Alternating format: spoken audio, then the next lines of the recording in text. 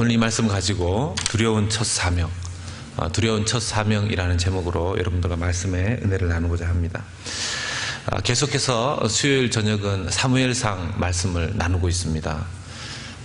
이스라엘의 어두운 시기, 하나님의 말씀이 더 이상 들려지지 않았던, 그래서 말씀이 보이기를 희귀하였다, 이상을 보는 것이 희귀하였다, 그렇게 성경에서 기록을 하고 있습니다. 그때 사무엘이 이제 어머니의 하나님 앞에서의 헌신에 의해서 바쳐진 그 사무엘은 아주 어렸을 때부터 젖을 뗀 이후에 엘리 제사장과 함께 성막 안에서 거하게 됩니다.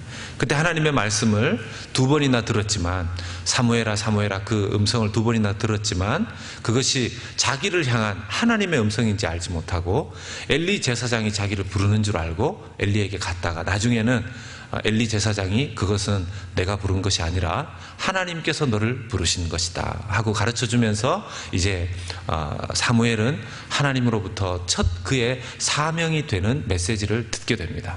그리고 그 들은 사명의 메시지를 가지고 밤에 잠을 자게 되죠. 그리고 나서 이제 오늘 첫 본문이 등장을 하게 되는 것입니다. 사무엘이 아침까지 누워 있었습니다. 마음속에 아마 여러 가지 번민이 있었을 가능성이 많죠. 왜냐하면 자기가 들은 그 전날 그 밤중에 그 새벽에 그 말씀은 다른 누구가 아닌, 이스라엘의 어떤 대다수가 아닌, 자기가 잘 모르는 어떤 사람이 아닌 자기가 양 아버지로, 사무엘은 실제로 그 집안 자체가 레위 집안이 아니었기 때문에 제사장이 될 수 없었습니다. 그런데 엘리 제사장이 자기를 양자로 입적했기 때문에 제사장이 될 수 있어진 것이죠. 바로 그 양 아버지가 되는 엘리 제사장에 대한 그 저주와 심판과 파멸의 메시지를 그가 들었고, 그것을 있는 그대로 엘리 제사장에게 전해야 되는 것이 사무엘의 첫 사명이었기 때문에 그것은 망설여지지 않을 수가 없는 것이었던 것입니다. 아침까지 누웠다가 여호와의 집의 문을 열게 됩니다. 15절의 말씀에 이 여호와의 집의 문을 열었으나 라고 할 때 여호와의 집의 문을 여는 것, 굳이 이것을 여호와의 집의 문을 연다라고까지 표현할 필요는 없을 것입니다. 왜냐하면 이것은 그냥 하나의 성막에 불과하기 때문에, 아직까지 성전이 지어지기 전이기 때문에 이 정도는 그냥 성막의 문, 천막 하나를 이렇게 거두은 것으로, 열어 젖힌 것으로 표현해도 될 것을 성경이 기록하기를 여호와의 문을 열었으나 이렇게 표현을 합니다. 여러분, 이 여호와의 집의 문을 열었다라는 이 표현이 담고 있는 또 하나의 상징은 바로 닫혀 있었던 이스라엘 집의 모든 영적인 귀와 눈의 문을 열었다라는 것이 포함되어 있다는 것입니다. 이제 사무엘과 더불어서 여호와의 집의 문이 열리기 시작하였습니다. 하나님께서 사사로 불렀던 엘리 제사장의 불순종과 또 하나님의 말씀을 있는 그대로 자녀들에게 잘 전달하지 못한 그 죄악들이 여호와 하나님의 집의 문을 닫아버렸다면, 사무엘의 순종과 더불어서 이제 이스라엘의 집이 하나님께로부터 그 문을 열게 된 것입니다. 사무엘의 첫 사명이 이렇게 시작이 됩니다. 누구든지 첫 사명, 사역자로서의 첫 사명, 그 메시지는 굉장히 두렵고 떨리는 것입니다. 제가 기억해 보면 저의 첫 메시지를 전했던 순간은 제가 신학교에 가기도 전이었었습니다. 아시는 분들은 아시겠지만 저는 선교단체에서 대학생 때 훈련을 받고서 그렇게 대학 생활을 했었습니다. 어떻게 보면 제 전공보다 제가 선교단체에서 훈련받고 있던 것을 더 열심히 해서 전공이 그 선교단체 훈련이고 부전공이 제가 하는 그 공부였다, 이렇게 얘기를 해도 과언이 아닐 정도로 성경 공부하고 또 큐티하고 기도하고 이런 일들에 정말 열심을 내었고, 일주일에 한 번씩 그 학교에 있는 그 선교단체 학생들이 모여서 모임을 가졌습니다. 그때 간사님이라고 하는 분이 와서 일주일에 한 번씩 말씀을 전했죠. 제 기억에 그때 학생들이 한 7, 80명 정도 대학생들이 그 학교에 모였던 것 같습니다. 그래서 일주일에 한 번 강의실을 빌려서 그 학교 안에서 모이게 되면 말씀을 듣고 또 함께 기도하고 하는 그런 시간들을 보냈죠. 어느 날 간사님이 못 온다는 전가를 리더들이 받았습니다. 그래서 다음번 이 모임에는 학생 중에서 누군가가 말씀을 전해야 된다는 것입니다. 뽑혔는데 누가 뽑혔냐면 제가 뽑힌 거죠. 네. 불순종을 하자니 그 안에서 뽑힌 사람이 해야 된다고 했고, 순종을 하자니 너무 겁이 나는 겁니다. 대학생들 7, 80명 앞에서 뭐 신학을 한 것도 아니고 똑같은 학생 처지에 하나님의 말씀을 전한다는 게 굉장히 부담스러운 거죠. 그랬든 어쨌든 제가 당첨이 되었기 때문에 일주일 동안 두렵고 떨림으로 정말 준비를 했습니다. 그때 전했던 그 말씀이 지금도 기억이 납니다. 민수기의 말씀에 보면 모세가 가나안으로 들어가는 그 광야의 행진길에서 계속해서 텐트를 지어서 그 광야에서 잠을 자고 있었는데, 그때 수많은 모압이라든지 미디안이라든지의 사람들이 이스라엘, 그 행진하고 있는 이스라엘을 타락시키기 위해서 굉장히 많이 애를 썼었습니다. 그때 미디안의 한 여인이, 신학적으로 조사해 보면 아마 미디안 우상을 섬기고 있었던 그것과 관련된 여인인 것 같습니다. 그 여인이 이스라엘의 한 남자와 함께 행음하기 위해서 장막에 들어간 그 장면을 아론의 손자인 비느하스가 들어가서 창으로 그 두 남녀를 꿰뚫어서 죽이는 말씀이 나옵니다. 그 전까지 바로 그 광야에서 일어났던 사건이 연병으로, 그 전염병으로 약 2만 4천 명이 죽어가고 있었습니다. 근데 원인을 알 수 없었죠. 근데 이 비느하스라는 한 청년이 울분을 가지고 그 장막 안에서 행음하고 있었던 이스라엘의 청년과 미디안 여인을 창 하나로 꿰뚫어서 죽였습니다. 근데 이것이 의로운 하나님께서 인정하는 행위였다는 것을 어떻게 알 수 있냐면, 전염병이 돌고 있었던 그것이 그때로부터 딱 멈추었다라는 것이죠. 그 전까지 죽은 사람이 약 2만 4천 명이었습니다. 이 메시지를 제가 지금까지 기억하는 이유는, 그때 제가 너무 두렵고 떨림으로 준비하고 있었고 그것을 어떻게 해서든지 잘 전하기 위해서 기도를 많이 했기 때문에 지금도 이 본문의 내용을 제가 기억하고 있습니다. 그때 제가 이 말씀을 전할 때 대학생 캠퍼스라는 것이 여러분들 아시다시피 그렇지 않습니까? 뭐 진리를 탐구한답시고 자유가 있답시고, 거기에서 진리, 자유 탐구, 그건 두 번째고요. 마음껏 방종하는 곳이 캠퍼스의 문화가 됩니다. 심지어는 많은 학생들 중에서 예수님을 믿었던 학생은 대학에 와서 신앙생활이 아주 나태해지고 타락의 길을 걷는 그런 학생들도 많고요. 가끔 가다가 하나님의 은혜로 오히려 예수님을 잘 몰랐던 사람들이, 그냥 교회만 다녔던 사람들이 그 문화적 상황을 보고 충격을 받고 제대로 예수님을 믿어야 되겠다라는 그런 쪽으로 돌아서는 그런 경우들도 있는 것을 보게 되는데요. 그때 그 선교단체에 있었던 학생들이 좀 후자의 경우에 해당되는 사람들이었습니다. 그 사람들을 향해서 그 메시지를 제가 살벌하게 전했던 겁니다. 첫 사명이 얼마나 두렵고 떨리는 것이었는지 모르지만, 그 메시지를 그때 전했던 제 자신이 지금도 생각하는 것은, 그때 그 두렵고 떨림, 메시지의 수준이야. 아마 그때 그 이야기를, 그 설교를 녹음해서 들어보면 실제로도 그때 제가 그 설교를, 메시지를 전했는데요, 제 선배님 중에서 한 분이 그걸 녹음을 해놨대요. 그래서 저한테 들으라고 테이프를 줬는데, 그때는 테이프 시대 아닙니까? 제가 차마 들을 수 없어서 안 들었습니다. 아마 지금 그게 남아있어서 제가 들었다면, 이렇게 오징어 아시죠? 불 위에 올려놓으면 오징어가 이렇게 막 오그라들듯이 정말 오글거리지 않았을까, 그런 생각이 듭니다. 메시지의 수준이야 들어보지 않아도 아주 낮은 수준이었겠지만, 저의 마음 하나만은 하나님의 말씀을 사람들에게 전하는 그 대목에서 정말 두렵고 떨림으로 그 말씀을 전했었습니다. 지금도 하나님께서 제가 이 말씀을 묵상하면서 저로 하여금 다시 한번 가지기를 원하시는 마음은, 그 두렵고 떨리는 마음이 처음 하나님 앞에, 형제들 앞에, 자매들 앞에 말씀을 전했을 그때나 지금이나 나중이나 그 두렵고 떨리는 마음이 한결같아야 한다는 것입니다.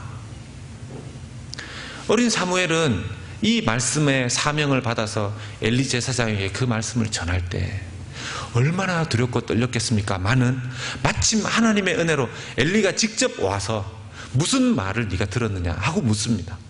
궁금했겠죠. 이전에는 엘리 제사장을 불렀습니다. 엘리야 엘리야 이렇게 불렀습니다. 그런데 어느 날부터 하나님께서 엘리 제사장을 부르지 않기 시작하셨고, 이제 나중에 자기가 입양한 아주 어린 사무엘을 이름을 부르셨다는 것이 엘리에게는 충격이었을 것입니다. 그럼에도 불구하고 몇 번이나 사무엘을 부른 그 사무엘에게 하나님께서 분명히 어떤 메시지를, 중요한 메시지를 주었을 것이라고 생각을 했을 것이고, 사무엘을 불러서 먼저 이야기합니다. 사무엘은 좀 주저하고 있었던 것 같아요. 그럼에도 불구하고 하나님께서 은혜를 주셔서 오히려 엘리 제사장이 직접 먼저 말을 꺼낸 것이죠. 은혜입니다. 그 엘리 제사장이 스스로 말하기를 아무것도 숨기지 말며, 심지어는 말하기를 만약 17절에 네가 그 중에서 하나라도 숨기면 하나님께서 너에게 벌을 내리시고 또 내리시기를 원하노라, 이렇게 말합니다. 이것은 고대 근동 지방에 서로 간에 서약할 때에 나누었던 계약의 언어였었습니다. 내게 벌을 만약 하나라도 숨기면, 어김이 있다면 너와 너에게 또 혹은 나에게 하나님께서 벌을 내리시고 또 더 내리시기를 원하노라. 이것은 고대 근동 지방의 서로 구두 언약의 하나의 큰 서약이었었습니다.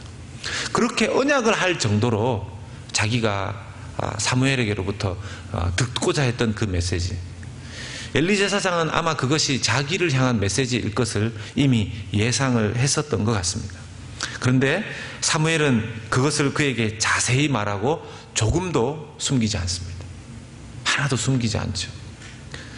사무엘이 그때 이 말씀을 조금도 숨김없이 전했던 것이 하나님께서 사무엘의 첫 사명을 보시면서 첫 테스트를 통과한 시험의 첫 번째 합격이라고 할 수도 있겠습니다.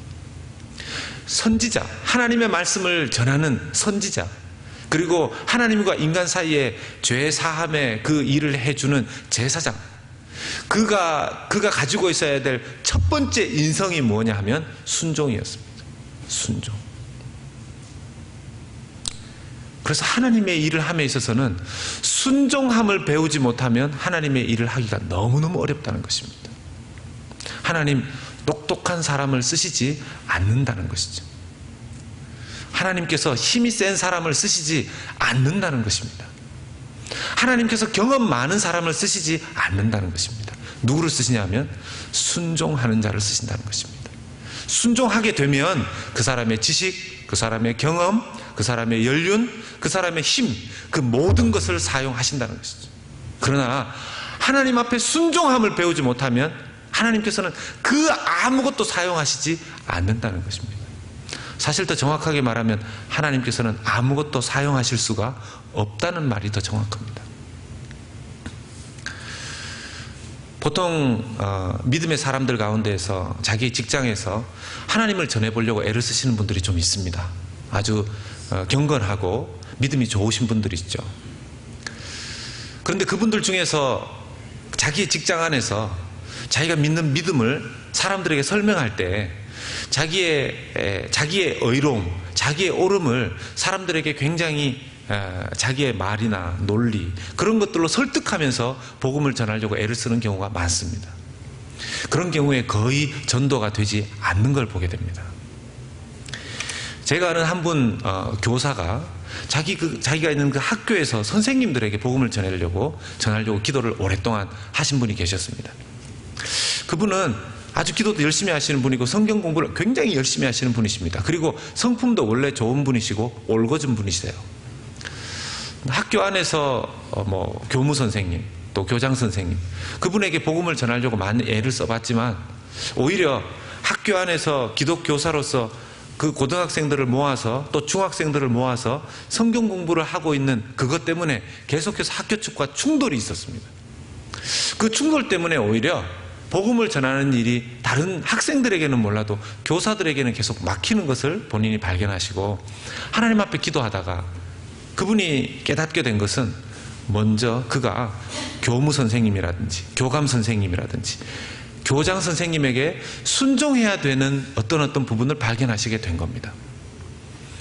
늘 그 기독 학생반이 모이는 모임 때문에 학교와 충돌이 있었는데 그날도 교감 선생님이 오셔서 그 교실을 더 이상 쓰실 수 없습니다. 다른 반에 양보해야 됩니다.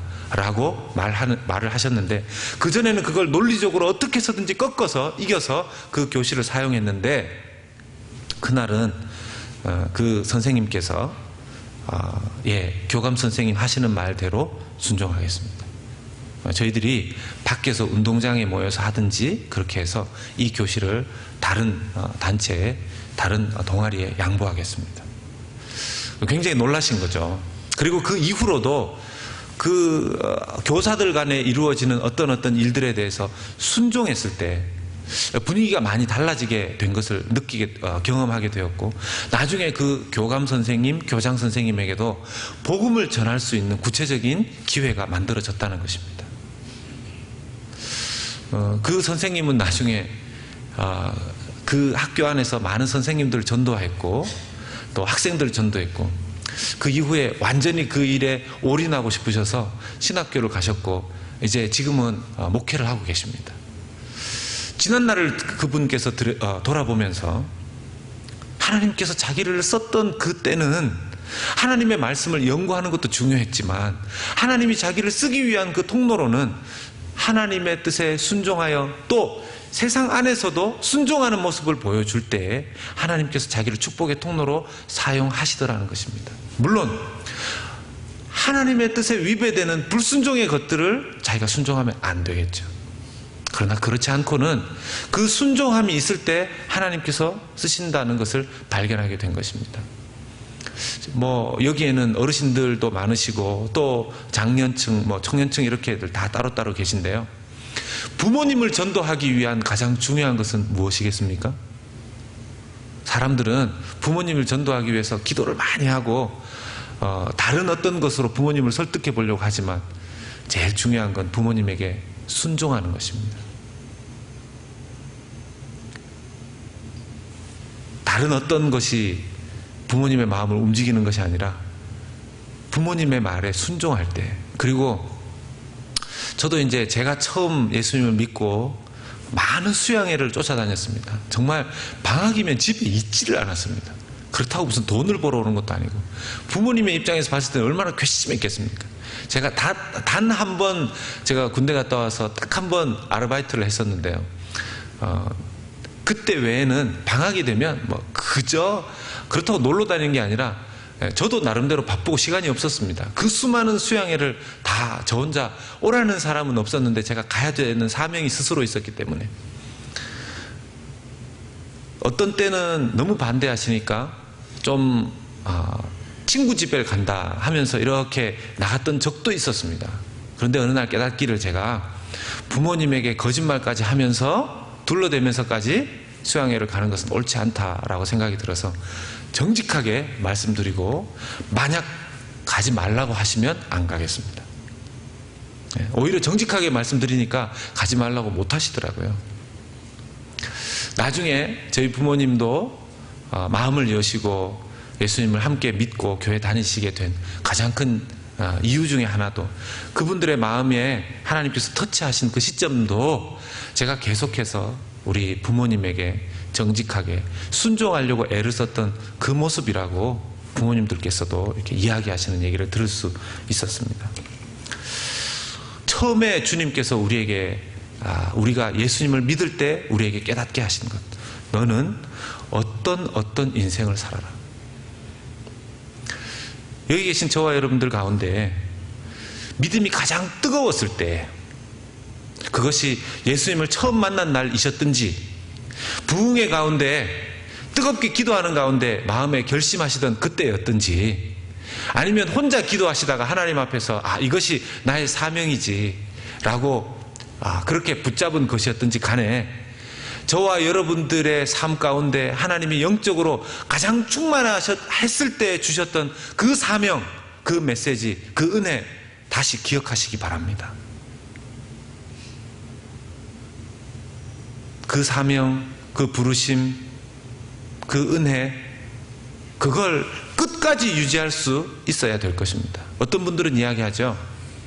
목사님, 은혜라는 게 한번 이렇게 충만할 때도 있고 또 이렇게 떨어질 때도 있고 이렇게 되는 거지 어떻게 늘 은혜 충만하고 하나님 늘 두려워하면서 삽니까?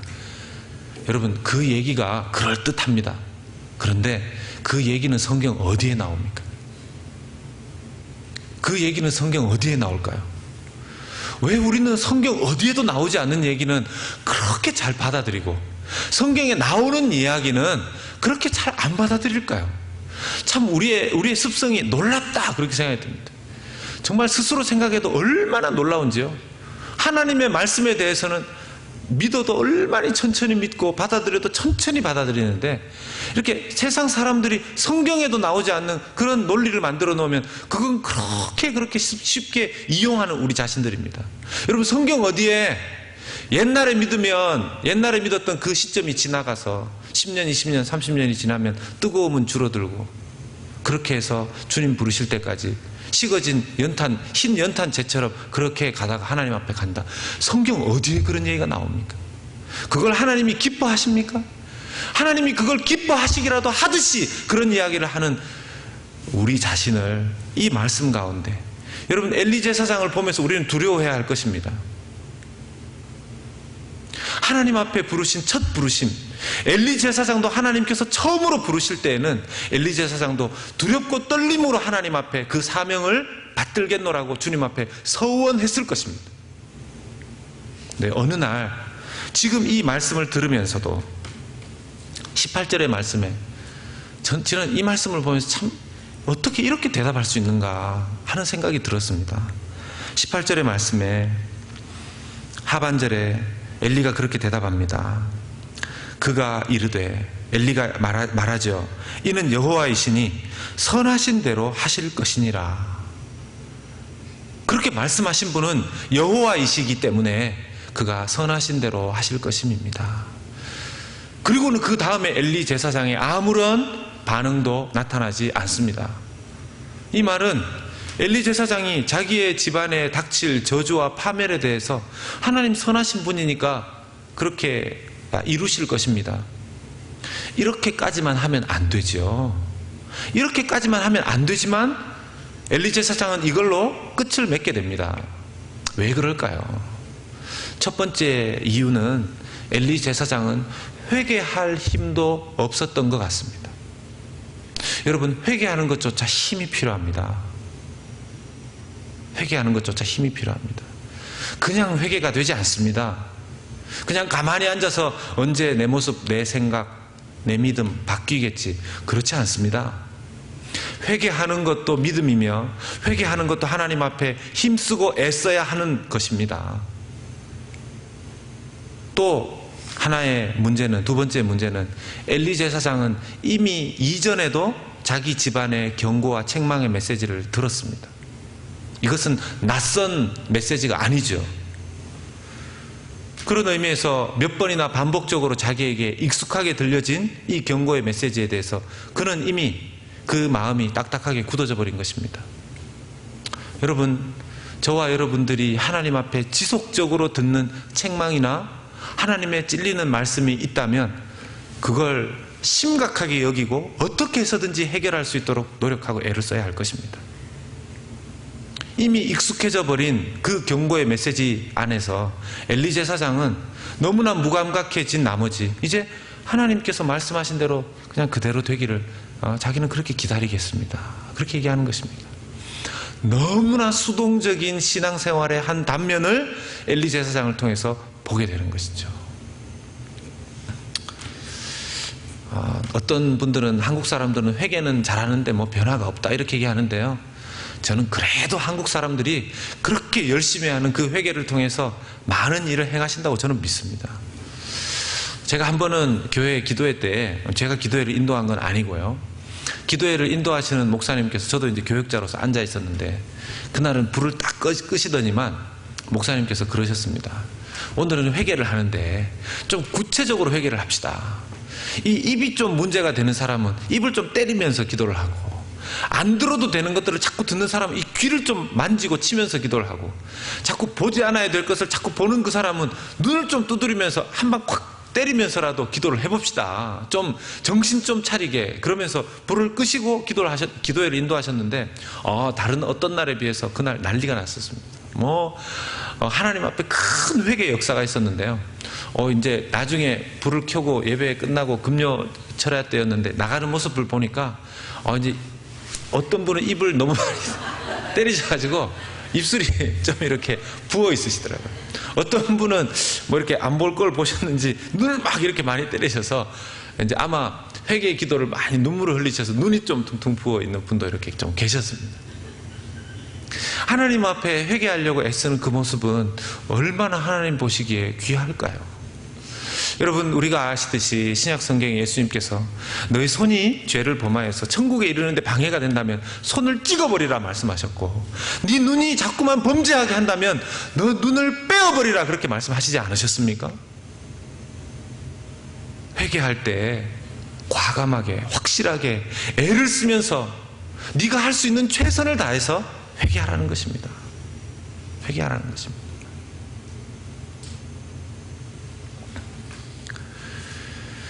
그런 사무엘의 대담하고 담대한 첫 사명 잘 감당했기 때문에 하나님께서는 그에게 이런 선물을 주십니다. 19절에서 21절의 전체 내용의 말씀은 바로 하나님께서 사무엘과 함께 하셨다라는 것입니다. 하나님과 함께함, 누구나 예수 믿는 사람이면 다 원하는 것이죠. 그렇지 않습니까? 하나님이 늘 나와 함께 한다는 그 감사함, 그 임재 속에 살아가는 것. 하나님이 함께 하시면 일어나는 놀라운 열매가 무엇입니까? 사무엘처럼 그의 말이 하나도 땅에 떨어지지 않게 하시니. 어떤 분은 내가 하는 말은 다 땅에 떨어지는 것 같은데 어떻게 사무엘의 말은 하나도 땅에 떨어지지 않을까? 여러분, 이걸 마치 사무엘이 아무 말이나 하면 하나님께서 그냥 그 말 다 들어주셨다 이렇게 생각하면 안 됩니다. 이 지금 문장이 순서를 보시면 알 수 있죠. 순서가 사무엘이 아무 말이나 하니까 하나님께서 함께 하셔서 땅에 떨어지지 않게 하셨다가 아닙니다. 하나님께서 함께 하신 것이 먼저였고 그 다음에 사무엘이 하는 말이 땅에 떨어지지 않았다는 것이죠. 그 말은 하나님과 사무엘이 함께 하는 동안 사무엘은 하나님께로부터 받아서 말을 했고 하나님께로부터 받아서 한 말이기 때문에 땅에 떨어지지 않았던 것이죠. 왜 우리는 이 순서를 자꾸 하나님이 함께 했고 하나님께로부터 받은 말, 하나님께로부터 받은 생각을 가지고 살고 말했다는 것에 무게 중심을 두는 게 아니라 좋겠다, 그 말이 땅에 떨어지지 않았습니까? 내일 우리 집에 대박이 터지리라 이렇게 말을 했는데 내일 가보니까 바가지만 깨져 있더라는 것이죠. 그분에게는 뭐가 없었다는 거죠? 하나님께서 하신 말도 아닌데 본인이 대박이 터질 것이라고 얘기하니까 괜히 애꿎은 자기 집에 바가지만 금이 가 있다는 것입니다. 중요한 건 하나님이 먼저 나와 함께하는 것, 내가 하나님과 함께하는 것이 되는 것인데요. 사무엘은 하나님의 첫 사명을 감당하면서 그때부터 계속해서 하나님과 동행하는 인생을 살아가게 됩니다. 이 땅에서 하나님 앞에 영광을 돌렸던 그 모든 사람들에게 늘 따라왔던 말이 하나님이 그와 함께 하셨더라 하는 이 말씀입니다. 이전에 모세가 그랬고 요셉이 그랬고 기드온이 그랬고 예레미야가 그랬고 나중에 결국 예수님도 나는 늘 내 아버지와 함께 있다 그렇게 말씀을 하시죠. 우리 인생에 하나님이 함께 하시는 것만큼의 큰 은혜는 사실 없습니다. 문제는 하나님과 내 말이 땅에 떨어지지 않는 것이 어려운 게 아니라 하나님과 함께 있다는 이것이 어려운 것입니다. 하나님과 함께 있는 것. 내가 정말 지금 하나님과 함께 있는가? 누구나 압니다. 하나님은 나와 함께 계시다는 것을. 하나님의 임재를 놓칠 수 있는 가장 큰 것 중에 하나는 죄를 짓는 것입니다. 죄를 짓는 것입니다. 그리고 또 하나는 죄를 짓지 않는 사람은 없죠. 문제는 죄를 짓고 회개하지 않는 그 일이 하나님과 함께 하는 것을 계속 방해하더라는 것입니다. 영적으로 민감한 사람은요, 이걸 굉장히 빨리 캐치합니다. 뭔가 하나님과의 관계가 막혀 있을 때는 혹시 내가 하나님을 서운하게 해드린 것은 없는지 찾아봅니다. 무엇인가 하나님 앞에 약속을 하고 약속을 지키지 않았을 때도 있고요. 때로는 부지중에 내가 했던 말이나 행동 때문에 누군가가 상처를 받고 있는데 그걸 모르고 자기 혼자 희희낙낙할 때도 하나님께서는 성령으로 우리의 마음 가운데 답답함을 주실 때도 있습니다. 엘리가 만약 자기가 하나님께로부터 받은 메시지 가운데 빨리 그것을 자기의 두 아들에게 전해서 그 아들들로 하여금 회개할 수 있도록 많은 노력을 기울였다면 하나님께서 엘리 제사장에게 함께 하시면서 어떤 다른 조치를 취해 주시지 않았을까, 저는 그렇게 생각해 보게 됩니다. 하나님께서 왜 지금 이 말씀을 기록해 놓으셨을까요? 사무엘의 이 이야기 왜 기록해 놓으셨을까요?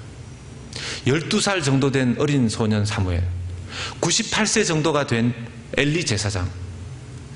엘리 제사장이 이제 그의 제사장의 시대에 막을 내리게 되면서 어린 사무엘이 하나님 앞에 순종함을 통해서 이제 이스라엘의 하나님의 집의 문이 열리게 됩니다.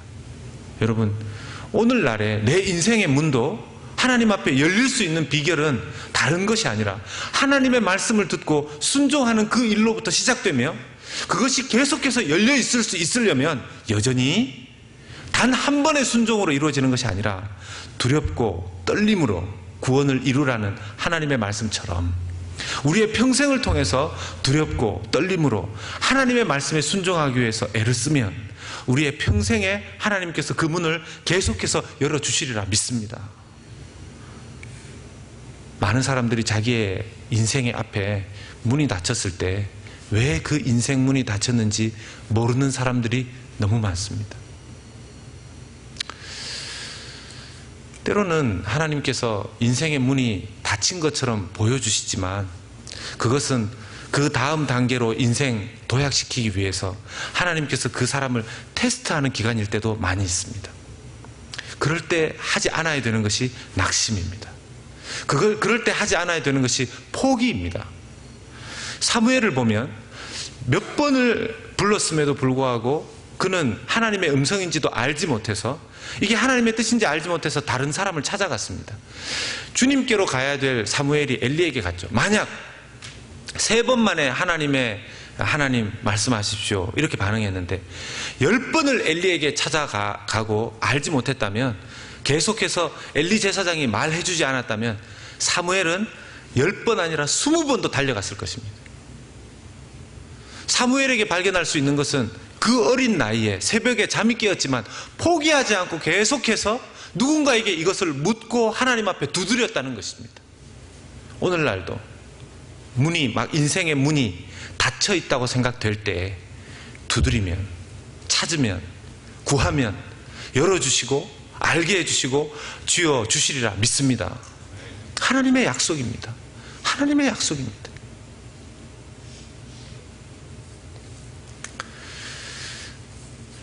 가끔씩 보면 신앙생활 해나가면서 자기가 생각해 보았을 때는 이렇게 저렇게 하는 것이 내 인생의 평탄한 길이다라고 생각을 하고, 만에 하나 자기가 계산해 넣은 것에 무엇인가가 빠지게 되면 자기 인생이, 요즘은 폭망이라는 얘기 들어보셨습니다. 폭망. 요즘은 이렇게 말을 줄여서 많이 쓰더라고요. 폭망. 폭삭망했다는 걸 줄여가지고 폭망이라 그런답니다. 폭망. 자기가 계산해 놓은 인생에, 내 리타이어 플랜에 이런 계산이 쫙 되어 있는데 거기에서 뭐 하나를 빼면 이 계산이 다 망가지면서 소위 폭망할 거라고 생각하는 경향이 사람들에게 있습니다. 그런데 하나님께서는 가끔씩 보면요, 우리가 생각해 놓은 스케줄과 방향과 방법에 대해서 이렇게 한 번씩 이렇게 클레임을 딱 거실 때가 있습니다. 아닌 것 같다. 딴 방향으로.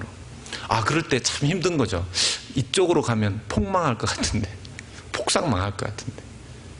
근데 거기에 보통 무엇이 계산에 들어가 있지 않냐면 자기의 계산은 엄청나게 많이 들어가 있는데 거기에 계산에 누군가가 빠져 있습니다. 하나님이 빠져 있다는 거죠. 여러분, 모든 계산에서 하나님을 빼면 오히려 제로가 됩니다. 모든 계산에서 하나님이 들어가야 100이 되는 줄로 믿으시길 바랍니다. 많은 사람들이 자기의 인생 계획을 짜고 인생 여정을 걸어갈 때 하나님을 계산에 넣지 않습니다. 여러분, 이것이 무서운 것이 무엇입니까? 인생 마지막 날에 하나님을 계산에 넣지 않은 사람의 인생 마지막과 하나님을 넣어놓은 사람의 인생의 마지막이 완전히 틀려지기 때문에 그렇다는 것입니다. 이야기 하나 하고 마치도록 하겠습니다.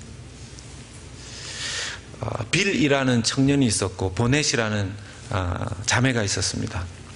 이 빌과 보넷은 서로 사귀는 사이였었는데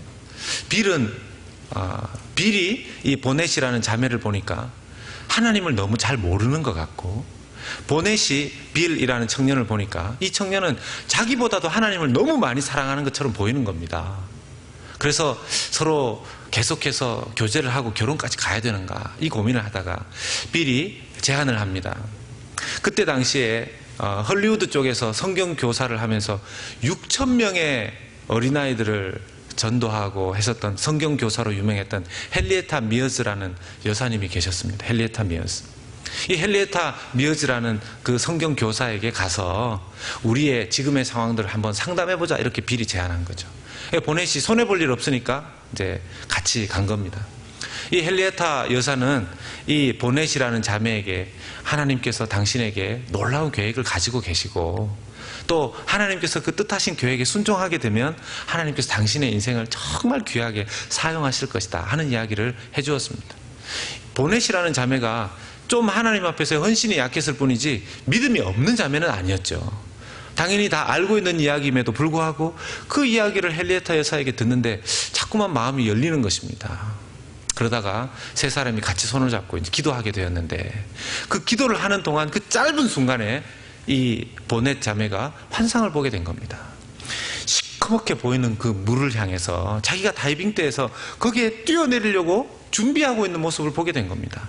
아무리 봐도 그 시커먼 물은 죽음의 물, 아주 어두움을 상징하는 물처럼 보였기 때문에 기도하는 가운데 놀라면서 소스라치게 놀라면서 하나님 살려주세요, 하나님 도와주세요 하는 그 말과 더불어서 그 기도를 끝냈었던 것입니다. 그리고 그가 하나님 앞에 무릎 꿇고 기도하기를 하나님이 원하시는 것을 하겠습니다. 제가 빌 형제와 더불어서 하나님께 우리의 인생을 드리겠습니다. 이렇게 기도를 한 것입니다. 이 빌이라는 형제가 나중에 CCC라는 유명한 대학생 기독 선교단체를 만든 빌 브라이트라는 형제였었고요. 이 보넷이라는 자매는 나중에 이 빌 브라이트가 소천한 이후에도 세계 기독 여성 운동을 계속해서 이어가면서 기도 운동을 아주 열심히 했던 자매님으로 알려져 있습니다. 여러분, 우리는 하나님을 두려워해야 됩니다. 세상을 두려워하게 되면 하나님을 계산에 넣지 않는 그런 사람의 모습이 되는 것입니다. 하나님을 계산에 넣는 것도 두렵고 하나님을 계산에 넣지 않는 것도 두렵습니다. 그러나 하나님을 두려워한 그 사람의 인생 마지막은 하나님께서 귀하게 쓰임받은 인생으로 결론 내리게 해주실 것이고, 하나님을 계산에 넣지 않고 세상을 두려워했던 그 사람은 나중에 오히려 하나님을 두려워하게 되는, 자기 인생 마지막 파멸로 끝내게 되는 그런 결론으로 가게 될 것이라는 것입니다. 사랑하는 우리 연합의 성도 여러분들, 이미 길은 정해졌고 내가 가는 이 길이 맞다는 것을 확신하시기를 주의 이름으로 축원합니다. 여러분, 혼란스러워하지 마십시오. 내가 하나님을 계산에 넣었는데 왜 내 인생이 어려운가? 지금 내게 닥친 이것으로 두려워하지 마십시오. 하나님이 나를 부르셨고 하나님께서 나를 부르신 인생에 잠깐 문이 닫힌 것 같지만 결코 낙심하지 않기를 주님 원하고 계시다는 것입니다. 계속해서 이 문을 두드리면 주님께서 열어주셔서 주님 앞에 쓰임받게 하시는 귀하고 놀라운 인생으로 축복하실 줄로 믿습니다. 우리 함께 찬양하기를 원합니다.